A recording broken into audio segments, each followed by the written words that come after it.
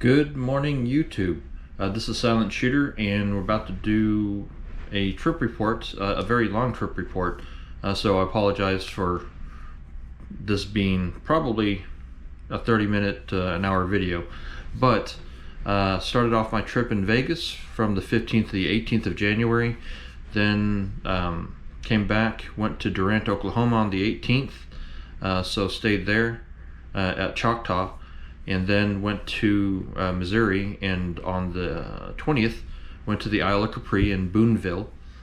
Then on the 23rd went to the Horseshoe up in St. Louis, Missouri, and on the 24th went to Maristar up over close to St. Louis.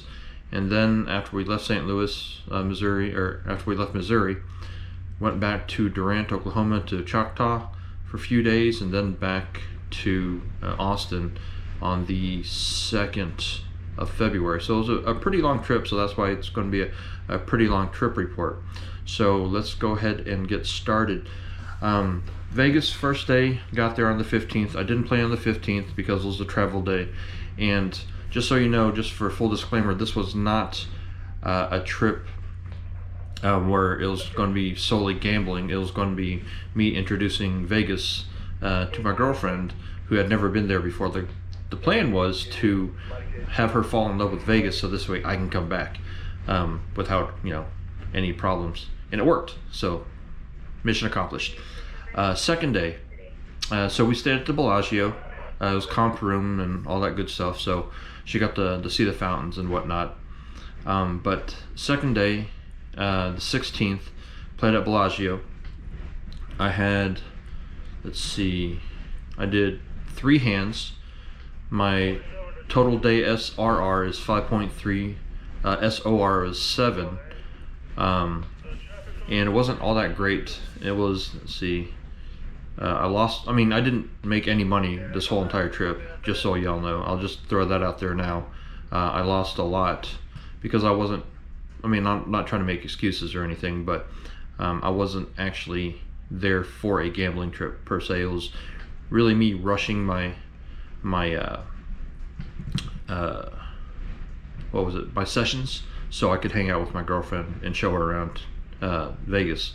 So we did a lot of cool things, but y'all don't really want to know about that, like attractions and stuff. So I'll just tell y'all that I had on the first day at Bellagio tables, if y'all don't know, are 12-foot tables. They're hard to neutral surface tables. They're very, very fair tables. I really like them, and they have the ATS. Now Bellagio also has a 12-foot crapless table at the end, but I don't know what time that table is open. I was only there in the mornings, usually at 4:30 or something like that in the morning, just so I can play before my girlfriend got up and we started doing stuff.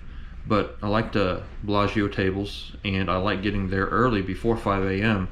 because Bellagio tables, believe it or not, are still $15 minimums at that time.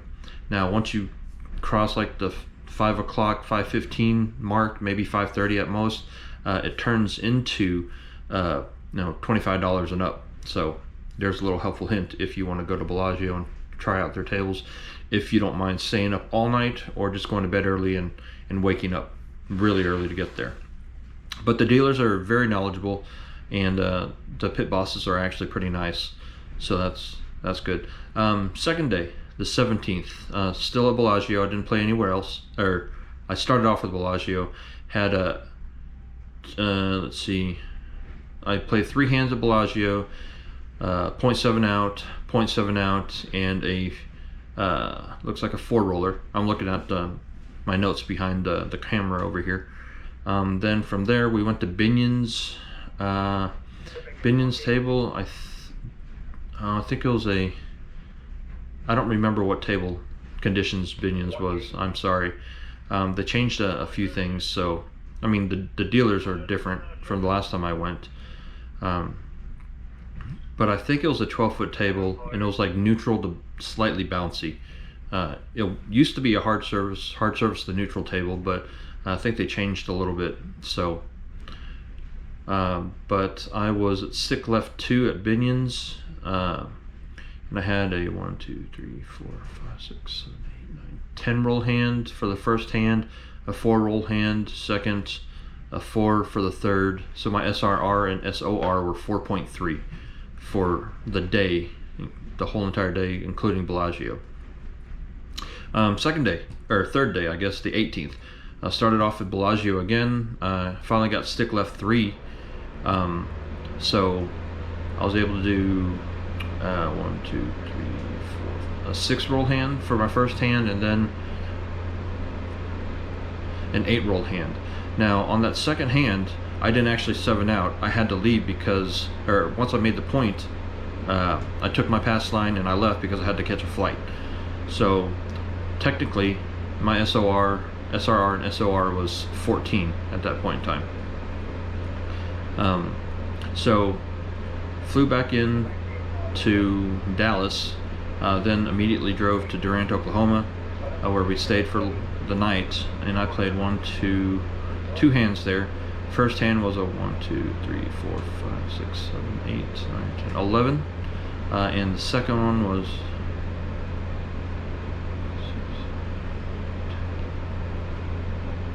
17 roll hand. So the SRR for Oklahoma was 9.3 with an SOR of 14. For the total day, it was an SOR or SRR of 11 and an SOR of 14. So it wasn't too bad for that whole entire day on the 18th. So Choctaw the next day before we left. No, actually, now I think about it, I played at night whenever we got there, played 2 different sessions, one right when we got there and one later on that night. So on 18th Choctaw, I did another 1, 2, 3, 4, 5, 6, 7, 8, 9, 10, 11, 2, 3, 4, 5, 6, 7, 8, 9, 10, 11, 12, 13, 14, 15, 16, 17, a 7 hand and a 4-hander. So Choctaw that night on the 18th, SRR of 5.6, SOR of 9.8. So the 19th, whenever we left in the morning, I played 1 hand for 9 rolls, SOR and SRR both at 9. Went to Isle of Capri. So everything in Missouri was a crapless table that I played on, which was rather new to me. Everywhere I've always gone was just a regular craps table, so didn't exactly have a strategy, not that it would have really mattered. But they're all crapless tables. They're all 14-foot hard to neutral surface tables, which was nice. They all had the ATS on it, and they're all $10 minimum tables. So the Isle of Capri had 1 table open. They opened like at 11 o'clock. So let's see. Total SRR was 5.9. Total SOR was 8.3. I played 8 hands. And I mean, I'll just give you all the highlights. I made 1, 2, 3, 4, 5, 6, 7, 8, 9, 10, 11. Only 11 points made in those 8 hands. And the longest one was this 1, 2, 3, 4, 5,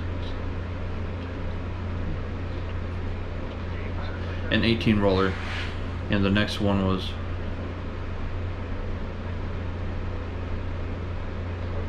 a 16 roller. So we only spent a day trip there, so we went back to our lodging, back to my girlfriend's parents' place. Went to St. Louis on the 23rd to Horseshoe, and a quick shout out to Michael Feldman for getting me the room over at Horseshoe, and completely comped, no resort fees or anything like that. So thank you, Michael. If you need a casino host, go ahead and talk to him. I'm not getting paid for any of that, just so you know. He's just a really nice guy. and helped me out on more than one occasion with a room. But anyway, was there for a night at Horseshoe. First hand I got there through a almost a 0.7 ounce, so it was a 3 roller. But the second hand was my money hand. Actually did pretty well on it, so I made, it was a 1, 2, 3, 4, 5, 6, 7, 8, 9, 10, 11, 12, 13, 14, 15, 16, 17, 18, 19, 20, a 21 roll hand. I made 1, 2, 3 points, and I made the small twice, and I was missing missing boxcars for the all and the tall. So the cool thing about the Horseshoe was that once you make the small, you can go back up on it, and we did, and we made some money on it. So that was pretty cool. We played 5 hands on the 23rd. So my SRR was 4.5, but my SOR was 9, so that wasn't bad. The day that we were leaving Horseshoe, I played 7 hands. Total SRR was 5.8, SOR was 7.4. So not that great. The longest hand that I had there was 1, 2, 3, 4, 5, 6, 7, 8, 9, 10, 11, 12, 13, 14, 15, 17. And I had a 0.7 out and a 3 roller as well out of 7 hands. So those are like the bookends of that trip. As we were leaving, we decided to stop by Ameristar, and which was a 14-foot neutral bounce table. I don't remember if it had ATS on it. I think it did, and it was a $10 minimum table again. So I need to find out a strategy to use on crapless tables, because I was getting stuck on how to bet and when to bet, where to bet, and whatnot. What I was doing was playing the extremes, but I wasn't using the set that I usually use for a crapless table, because I was still trying to figure out the landing zone, because all of them were 14-foot tables, and I wasn't getting stick left 2, which would be my equivalent to stick left 3. I was getting like stick left 3 on their table and stick left 4, and I was having problems judging power and just adjusting. But anyway, Ameristar played 4 hands, total SRR 4.2, SOR 5. So not very good. 3, 4, 5, 6, 7, 8, 9. So longest hand was 9, and I had a 0.7 out.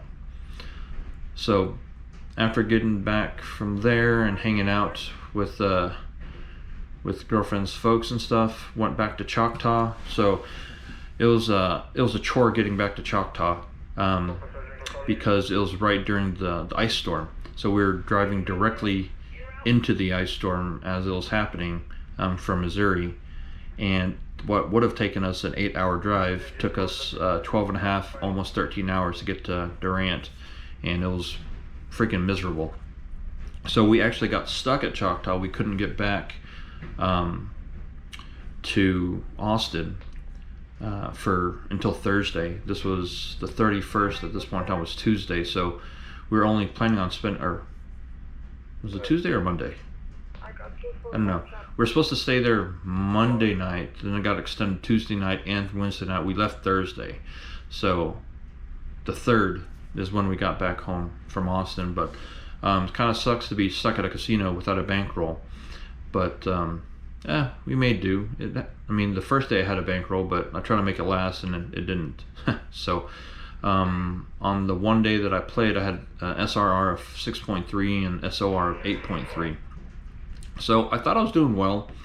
I had the first hand was 1, 2, 4, 5, 6, 7. Second hand was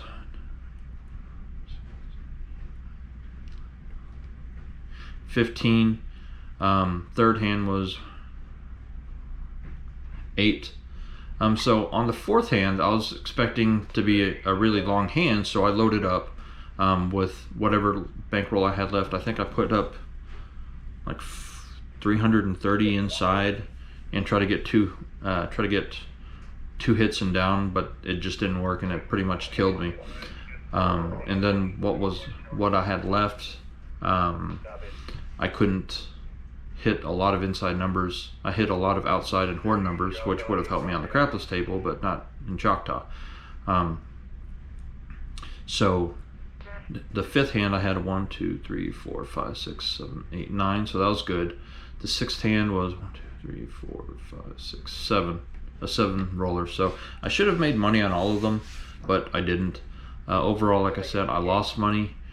So some stats, to recap all of it. So total throws for Vegas and Oklahoma on regular tables before the St. Louis trip, I threw 137 times.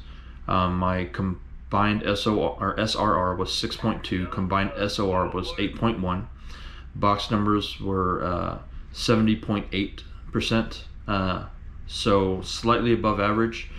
Inside numbers were exactly at 54%, so again, slightly above average.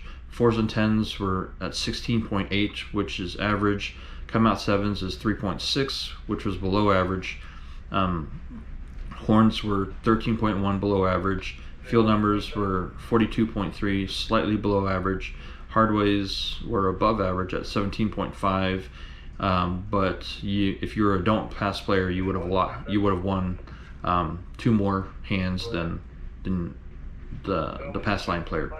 But so all those stats, if you include the Choctaw, last day at Choctaw on a regular craps table instead of a crapless, I would have 177 throws with a 6 point. The SRR and the SOR didn't change, so I guess that's consistency. But the box numbers were 69%, which is average. Inside numbers are 52% average. 17% for the 4s and 10s, which again are average. Come out 7s were below average, which is good, 3.7. It only went up 0.1%. Horns were above average at 15. Fields were average at 45. Hardways were above average at 16. And it didn't matter if you're pass line or don't pass player at that point in time, because it would have been even. So no advantage either way there. Now to recap the Missouri and all the crapless tables, I had 201 throws. SRR total was 5.6. SOR was 7.7. Box numbers were 66.2%. That includes all of the box numbers, so 2 through 12. Inside numbers 51.2. 4s and 10s 14.9. So box numbers are average. Inside numbers are average. 4s and 10s were slightly below average. Come out 7s 5 were right at average, I think. Horns were average at 15.9%. Field numbers were 40.8%, slightly below average. Hardways were 11.4, which is about average. And you'd be winning a lot more than you'd be losing on the pass line for positive, so it'd be above average. So total number of hands altogether that I threw, crapless tables and regular craps tables, 48 hands. So yeah, long story short, the next Vegas trip that I have is going to be a gambling trip without the girlfriend and without trying to do sightseeing stuff. And yeah, that was cool. To actually be able to show her Vegas. I do want to mention that I was able to meet up with Demon Dog. So Demon Dog Dice, I guess. I usually call him Double D, but now I guess he's Triple D. I don't know. But he's really cool. I'm going to try to put a picture of him and I somewhere up on the screen. And gave me a chip, which I forgot to bring with me. I'm actually at work right now, so please excuse the background. And if you hear radio in the background, that's me listening for whenever I get called to go do some medical stuff. But anyway, that's it for all the gambling portion of my trip. So if you have any questions, concerns, just let me know. So until next time, stay safe, stay healthy, and I'll see y'all later. Bye.